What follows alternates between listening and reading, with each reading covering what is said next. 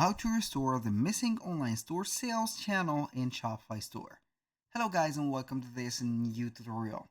In today's video I'm going to show you how simple and easy it is to restore the online store, as you can see, sales channel in the Shopify store. So normally it is going to be something like that. Maybe you have by wrong removed this pin. It is going to be pinned on navigation of the sales channels, of course. So the pin is going to be from here. As you can see, we have it, let's say, unpinned from our navigation. If I am going to restore the page here, we're going to see that it is going to normally disappear. Normally, I said normally.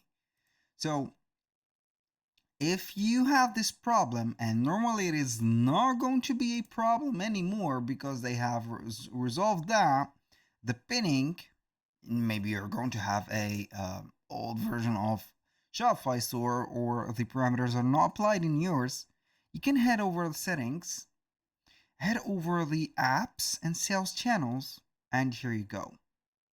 A little disclaimer guys, everything created in this video such as email addresses, phone numbers, and everything are going to be created only for the sake of the video and not for anything else. Make sure that you're going to use your own information to set up everything in order.